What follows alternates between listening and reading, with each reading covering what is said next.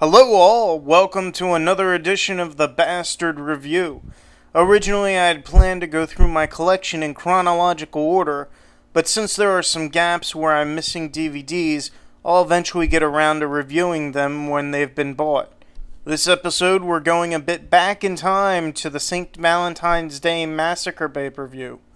One of the people that I buy DVDs from made this for me and I forgot I had it. Otherwise, it would have been the second episode instead of this one. The Massacre saw 19,028 fans pack into the Pyramid in Memphis, Tennessee on February 14th, 1999. This was part of WWF's In Your House collection of pay-per-views.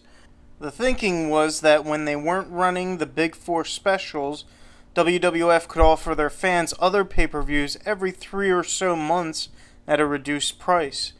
It stopped shortly after WCW, WWF's competitor, started running pay-per-views every month, and WWF followed suit. The night started off with Goldust facing the Blue Meanie, who was in the guise of Blue Dust, a parody of Goldust. This was a joke match, and it was mercifully short. In all honesty, this shouldn't have been on a pay-per-view at all. There was no intriguing story, and neither wrestlers really interest me. I'm giving this a 2 out of 10. We're treated to a flashback earlier in the night on Sunday Night Heat when Steve Austin crashes Vince McMahon's in-ring promo. At the time, Austin wasn't allowed to touch McMahon or he'd be fired. Vince spits on Steve, and we learn that Austin said he'd wiped the spit off his face with McMahon's blood, which makes no kind of sense. Next came a hardcore title match between Al Snow and Bob Hardcore Holly. The title had been vacated on the previous Raw when someone attacked Road Dogg. I don't think we ever learned who attacked him. I think it might have been the Boss Man who beat Road Dogg at Royal Rumble 99 the month before. This match was similar to the one I reviewed at SummerSlam, only with Holly replacing Boss Man. They fought to the backstage and then outside, making their way towards the Mississippi River. Of course they throw each other in. I think my opinion of the similar match at SummerSlam resonates here. A boring match that makes a mockery of what hardcore matches should be. I'm giving this a 3 out of 10. Afterwards came a promo with The Undertaker delivering a speech to his ministry, who at the time were overflowing with too many members. Big Boss Man faces Mideon after this. Boss Man was representing the corporation, while Mideon was representing the ministry. What's funny about both stables is that none of the members really took off during this time. A stable should make its members bigger names. Look at the Hart Foundation, D-Generation X, and Evolution. To an extent, these stables help establish the members as high-profile wrestlers, but neither the corporation nor the ministry, short of their leaders, went on to bigger things. The Acolytes and Edge and Christian only gained prominence after leaving the ministry. The Rock was already a big name after his run with the Nation of Domination. I really don't understand what the purpose of these stables were since they benefited no one in them. After the match, all of the ministry came down and beat down on the Boss Man. During the match, the audience chanted "boring" at one point, and I honestly agree with them. I'm giving this a 3 out of 10. Kevin Kelly asks Mark Henry and D'Lo Brown if Ivory, who recently joined the team, will be the person that helps them gain the tag team titles from Jeff Jarrett and Owen Hart. D'Lo answers in the affirmative, and Ivory promises that if Deborah interferes, her clothes are coming off. Why? I don't know, maybe Ivory wants to see Deborah nude? Then the tag team titles are on the line. Prior to the match, Mark Henry gives Ivory chocolates and flowers for Valentine's Day. This probably explains why Henry turns on D'Lo at SummerSlam.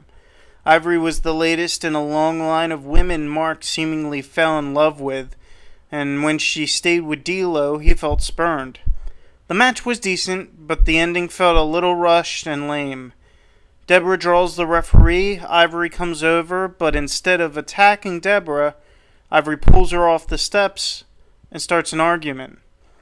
Why doesn't Ivory just clock Deborah? The fans obviously want it, and so did I. That would have been something to see.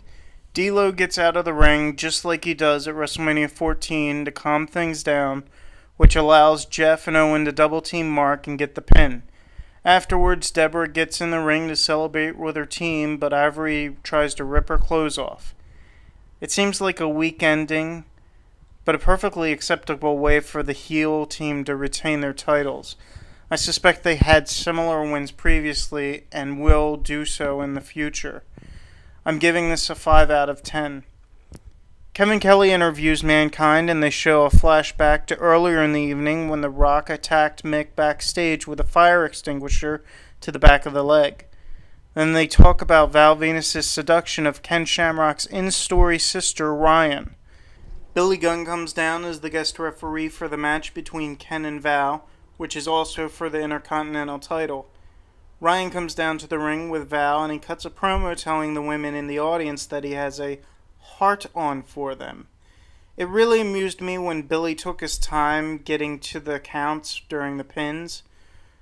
At the time, Billy had no love for either man, and the senior referee had stated that he wouldn't allow any of his referees to call the match because Ken had a penchant for attacking them.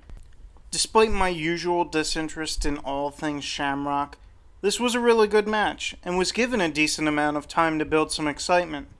This was the height of Val's push, and shows that he is a competent and able in-ring performer. It's a shame that he hasn't been utilized since around 99, and I can't think of him having a significant role during the 21st century. This is a guy who could still be a relevant mid-carder today, although unless he's repackaged, I can't see him ever being in the main event picture. I'm giving this a 7 out of 10.